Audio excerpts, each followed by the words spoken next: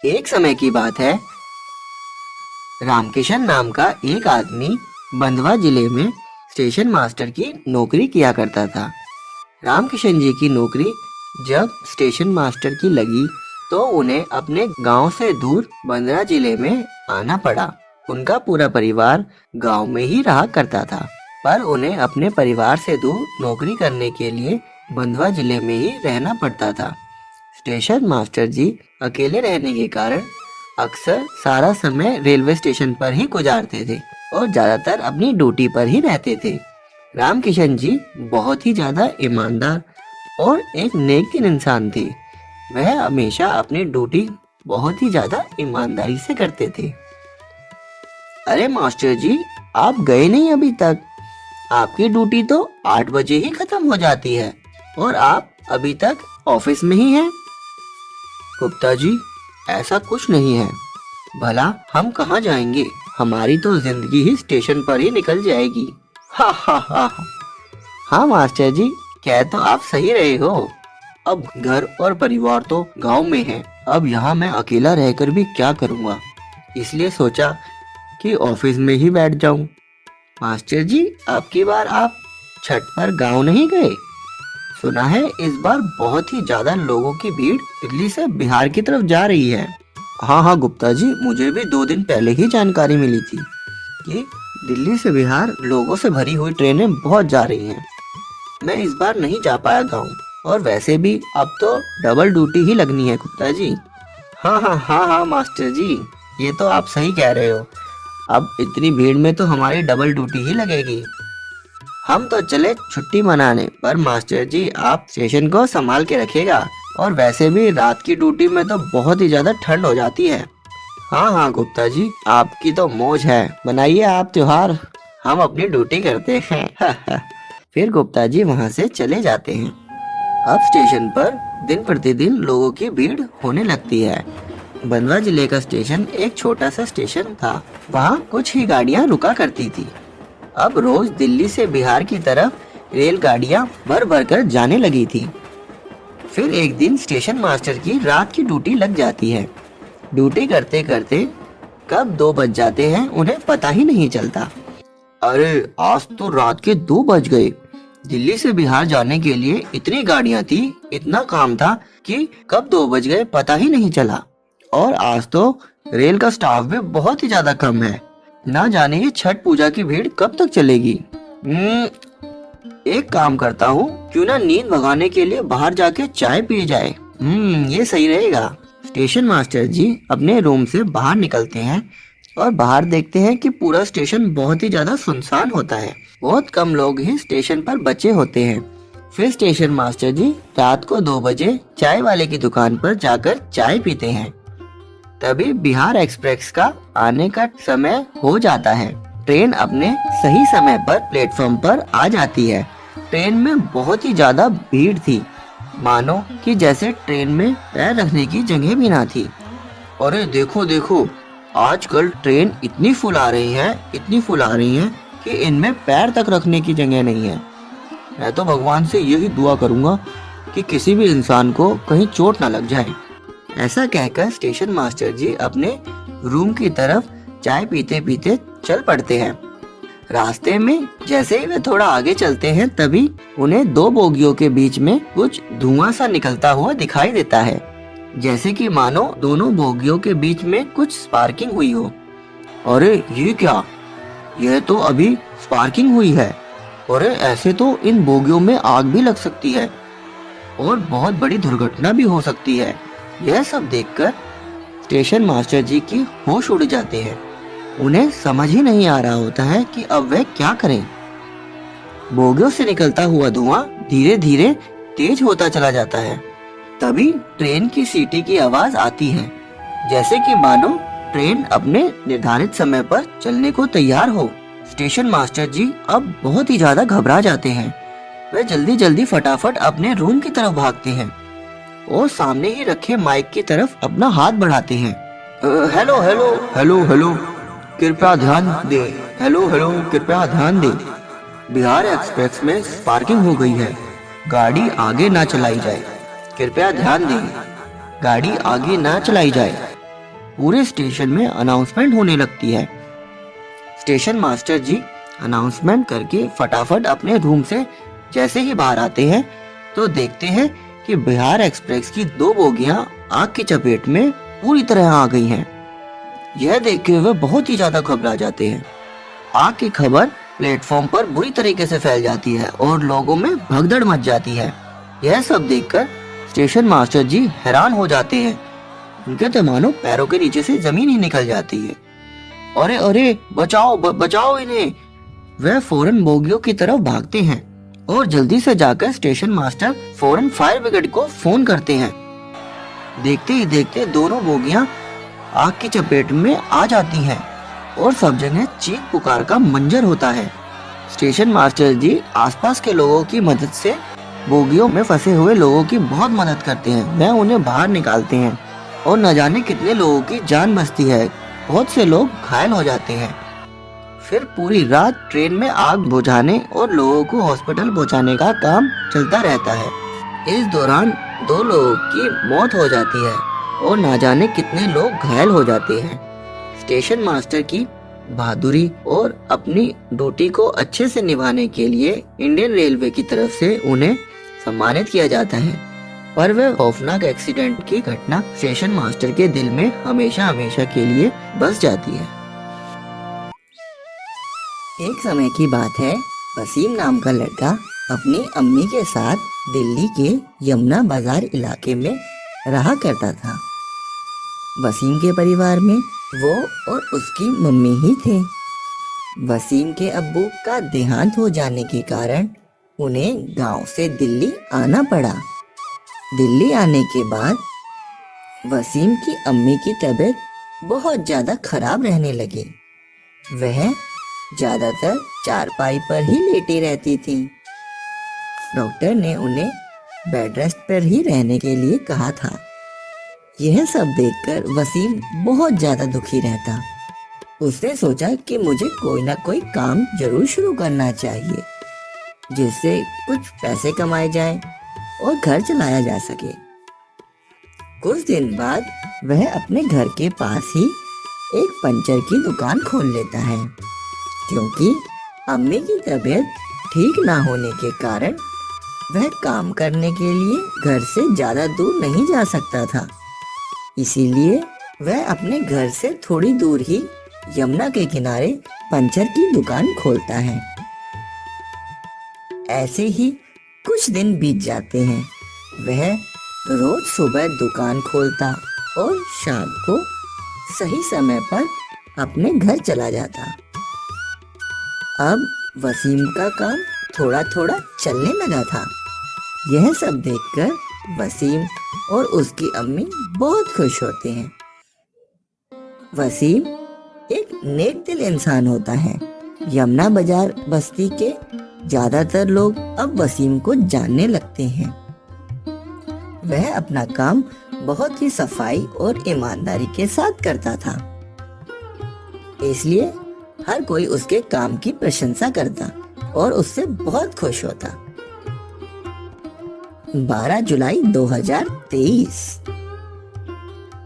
वसीम शाम को अपनी दुकान बंद कर रहा होता है कि तभी उसका ध्यान पीछे बह रही यमुना नदी पर पड़ता है, जो रोज की तरह आज कुछ ज्यादा ही उफान पर होती है। यमुना नदी का पानी का लेवल रोज के मुकाबले आज कुछ ज्यादा ही ऊपर था। यह देखकर वसीम घबरा जाता है। फिर वसीम अपने साथ के दुकान वालों को यह सब बताता है, तो साथ ही खड़े लोग कहते हैं कि पहाड़ों पर अधिक बारिश होने के कारण शायद यमुना का पानी बढ़ गया है। घबराने की कोई बात नहीं है, यह तो हर साल ऐसा ही होता है। यह सब सोचकर वसीम भी अपने घर वापस आ जाता है। घर आकर वह अम्मी को दिन भर की सारी बातें बताता है और साथ ही यमुना में बहुत ज्यादा उफान उठ रहा है यह खबर भी अम्मी को सुनाता है। उसकी अम्मी बहुत ज्यादा घबरा जाती है और उसे किसी सुरक्षित जगह चलने को कहती है, पर वसीम को तो क्या, वह अपनी अम्मी की बात अनसुना कर देता है और कहता है कि घबराने की कोई बात नहीं है अम्मी, यह तो हर साल ही ऐसा ही होता है।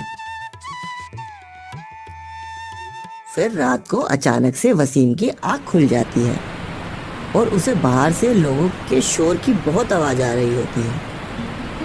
पर उसे लगता है कि बस्ती में किसी न किसी की लड़ाई हुई होगी, क्योंकि बस्ती में आए दिन रोज रात किसी न किसी परिवार की लड़ाई हुआ करती थी। और वो फिर से सो जाता है।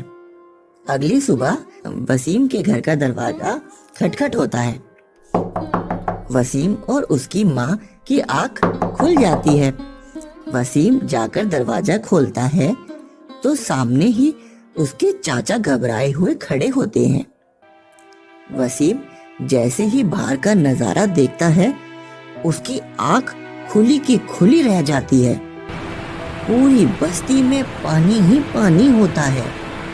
सामने वाली रोड पर भी पानी ही पानी भरा होता है। वसीम कुछ बोलता कि उससे पहले चाचा कहते हैं कि वसीम जल्दी चलो, हमारी दुकान। तभी वसीम कहता है, क्या चाचा, क्या हुआ दुकान को?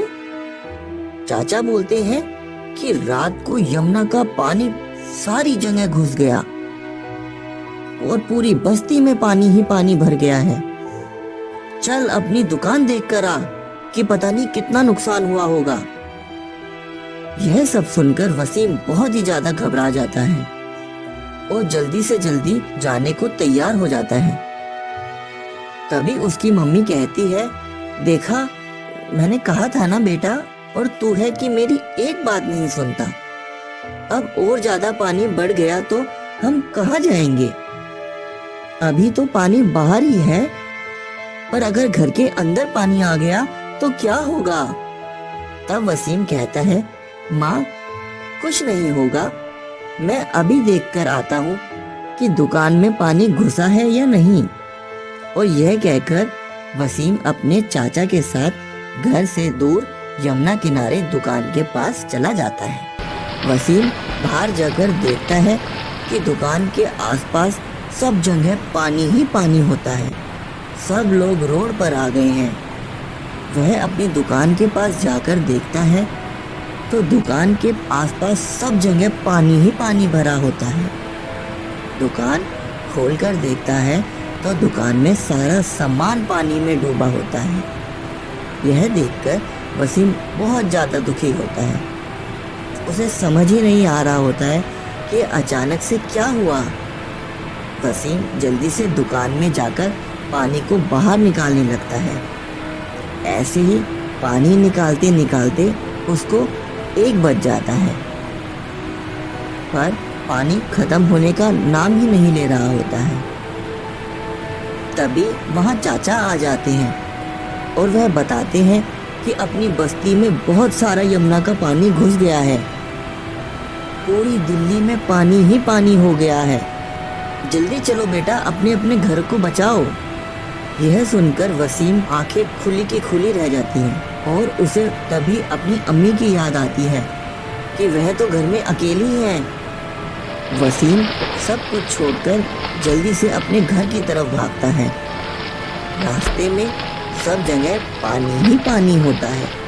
बस्ती के पास जाकर देखता है तो बस्ती के सारे घर कच्चे होने के कारण पानी में डूबे हुए होते हैं। सब घरों में पानी भरा हुआ होता है।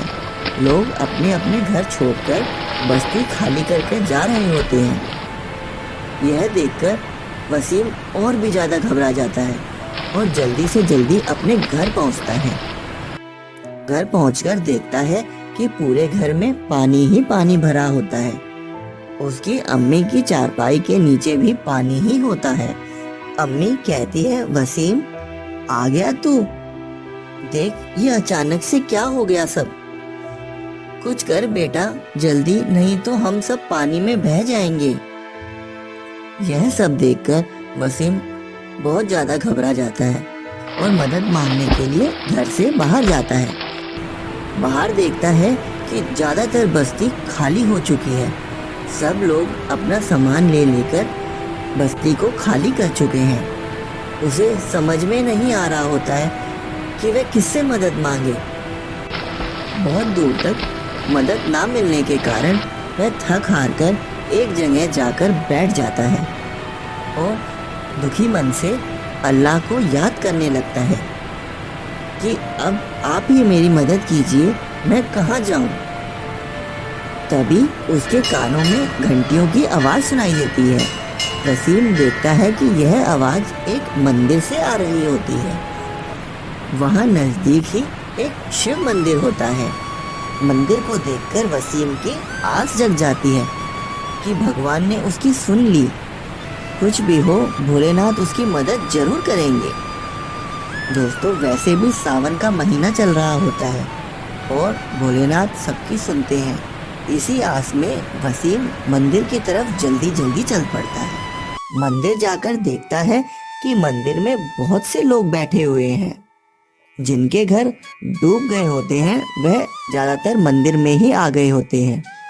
वसीम सीधा पंडित जी के पास जाता है और जाकर सब कुछ बताता है कि कैसे उसकी माँ घर में फंसी हुई है और मदद मांगता है कि उसकी माँ को बचा लो, नहीं तो वह पानी में बह जाएंगी। उसका घर पानी में डूब रहा है। यह सब सुनकर पंडित जी बिना धर्म जात देखे जल्दी से जल्दी अपने 4 शिष्यों को वसीम के साथ मदद करने के लिए भेजते हैं। घर आकर सब मिलकर वसीम की अम्मी को चारपाई के साथ ही उठाकर मंदिर ले आते हैं। यह सब देखकर वसीम बहुत खुश होता है और पंडित जी को बहुत बहुत शुक्रिया करता है।